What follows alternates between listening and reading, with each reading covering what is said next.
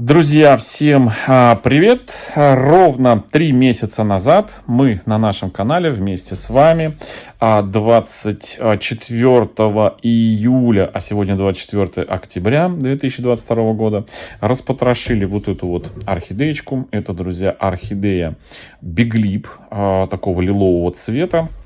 Если найду фотографию цветения, именно ее я вставлю вот сюда, чтобы было понятно, что это за орхидеечка.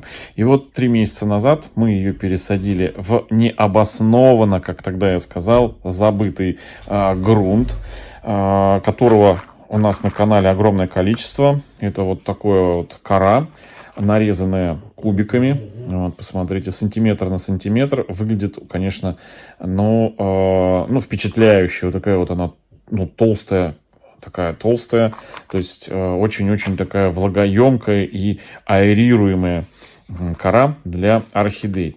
Но, значит, какое-то время я был разочарован ей, потому что по, скажем, понятным причинам кора, собранная в лесу, она несет на себе много разных спор, грибков.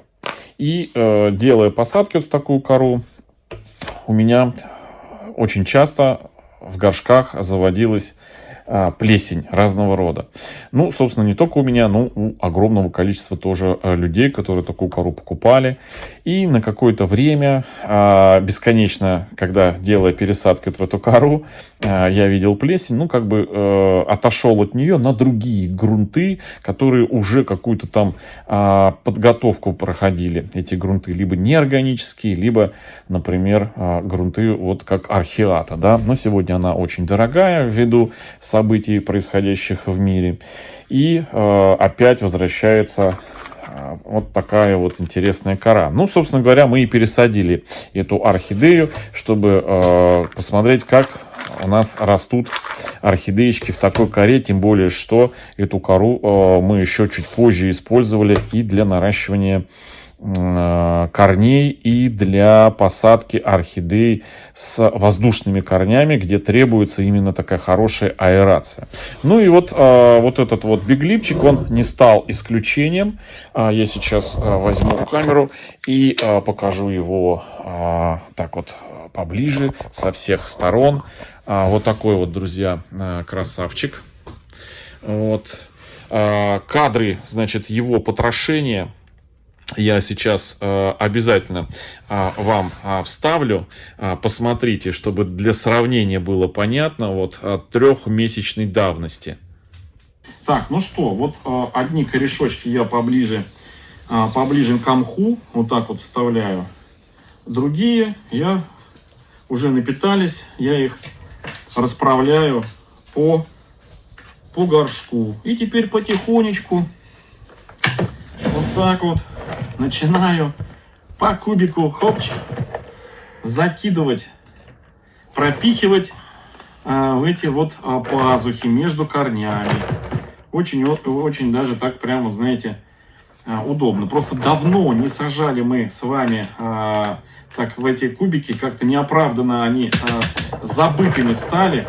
Вот, в погоне за совершенством, которым является именно археата, наверное, все-таки это он все равно остается одной из самых подготовленных грунтов для посадки орхидей, потому что не зря же эту археату закупают европейские оранжереи. В удешевлении ее разбавляют торфом. Имеется в виду торфом кокосовым, друзья. Не путайте с торфом болотным, который появляется в результате гниения, распада вот этого мха сфагнума. Торф кокосовый – это совсем не тот торф, который болотный. Это абсолютно разные вещества, компоненты. Так, вот так вот у нас это все получается. Вот. У нас там камень, галышек с прошлого раза остался. Так, хотел чуть-чуть я ее, конечно, эту орхидею поглубже посадить. Но я, наверное, вот так ее оставлю. Для чего поглубже? Чтобы спровоцировать Ну, чтобы, в общем, бортики были повыше, орхидея сидела пониже. И чтобы у нее как бы влажность вокруг лучше, скажем, аккумулировалась, да, не испарялась, никуда не уходила, а такая влажная среда вокруг, чтобы лучше стимулировался выгон ее собственных новых корней. Сейчас новых здесь нету. И, кстати, и не видать, чтобы орхидея наращивала эти корни, да, предпосылок. Но зато листики она активно растит. И вот, друзья, спустя 3 месяца наш с вами биглипчик вот выдает вот такие вот результаты. К слову сказать, что кора выглядит очень, так, знаете, чистенько. Ничего здесь не видно, все хорошо. Со всех сторон у этого биглипа полезли корни. Посмотрите, какая красота. Старый корень, который мы оставляли его торчащим, он, смотрите, раскуклился. Какая прелесть, просто обалденно. И плюс еще у него проклюнулся цветонос. Вот он, видите? Вот он, цветонос растет. В общем, по всем фронтам. И, казалось бы, все хорошо, все замечательно. Вот, да, можно использовать кубики, сажать в кубики. Но, друзья, что хочу сказать. Буквально, я не помню, наверное, недели 2-3 назад мы с вами делали такую же пересадку в такие же кубики. Вот они. Это, друзья, орхидея у нас была исключительно с воздушными корнями. Это Horgy Fancy пилорик. Но отдельно потом я еще про эту орхидею покажу. Она была с потерянным тургором. И мы ее посадили все точно так же, 1 к 1, как и вот этот вот биглип. И, друзья, по прошествии нескольких дней, посмотрите, какая прелесть. Ну, вы видите сами, на вот этот вот налет, вот он, белая плесень, зеленая плесень.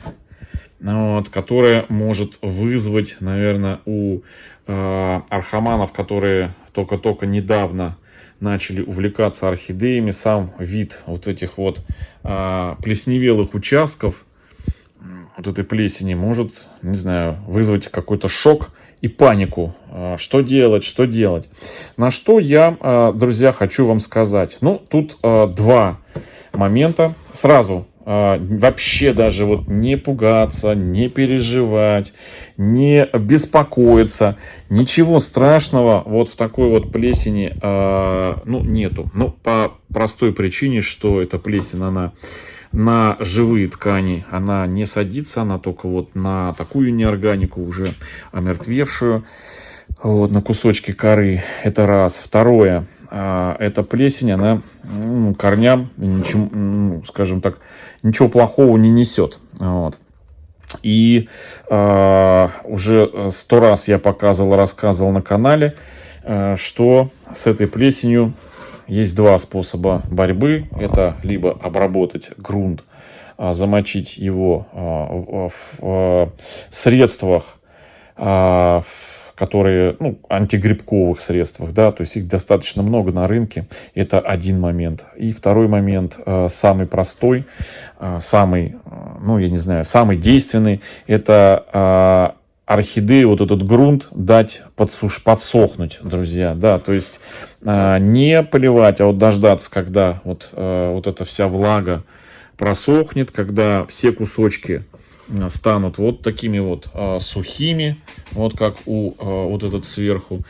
И все. И эта плесень, друзья, если вы пару раз так после полива, проделаете, то плесень эта вся уйдет. Почему здесь она появилась? Потому что я постоянно после пересадки поддерживаю влагу в этом горшке. То есть это такой, знаете, осознанный шаг для того, чтобы орхидея воздушными корешками своими, она напиталась. Те, кто помнит пересадку этой орхидеи, вот это именно Horgy Fancy, те помнят, что мы ее пересаживали из-за того, что у нее все в транспортировочном горшочке корни погибли и были только воздушные. Эта орхидея стала терять тургор, то есть ей перестало хватать влаги. И мы ее посадили вот в такие крупные кусочки коры. Но чтобы вернуть в тургор, орхидее нужно дать влажность, да, то есть воду. С учетом того, что у нее своих корней не было, мы поместили вот в такие крупные аэрируемые кусочки ее воздушные корни. И я просто взял и постоянно держу вот здесь вот влагу. То есть даже не влагу, а я бы так сказал мокроту. Вот она на дне мокрота.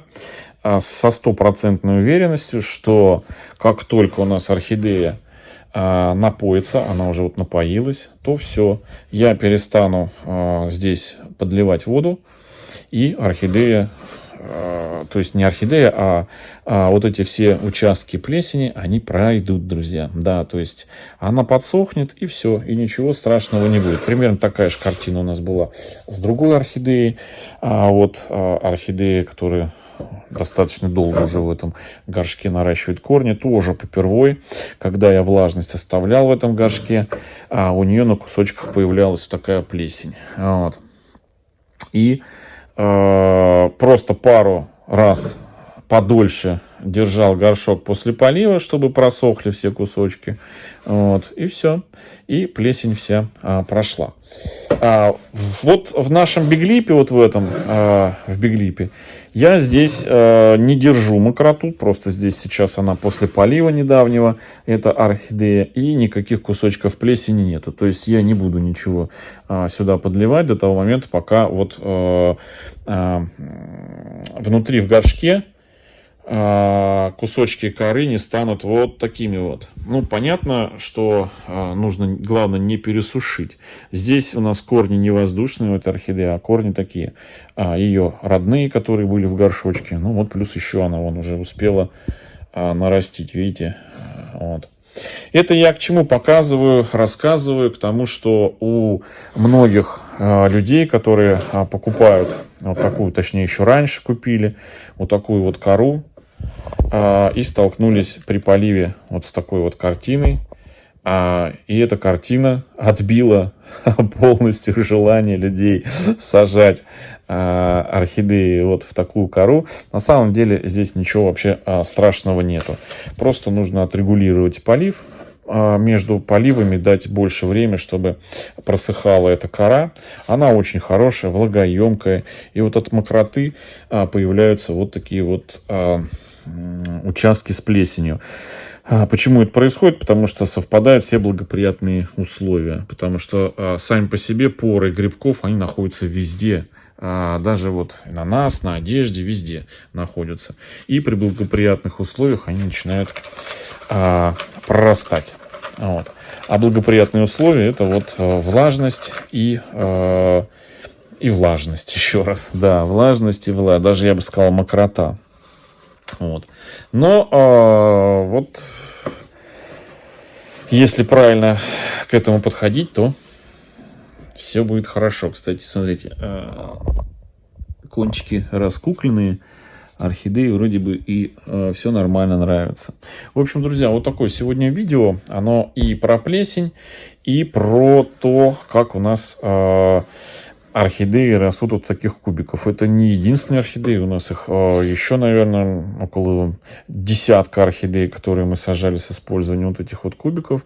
И, ну, наверное, в 20%, да, при чрезмерном увлажнении проявлялась вот такая вот нехорошая картина. Но она проходит буквально как только начинаем чуть-чуть давать подсохнуть грунту, плесень это высыхает, ну и, собственно, все. Следа от нее не остается. Вот. Ну, а те, кто не хочет ждать, ну, те могут применять средства против грибков, замачивать, но я думаю, что это по большому счету ни к чему. Лучше, конечно, правильно сделать уход за орхидеями, полив за которыми как раз-таки является тоже частью ухода. Все, друзья, всем хорошего настроения, всем пока.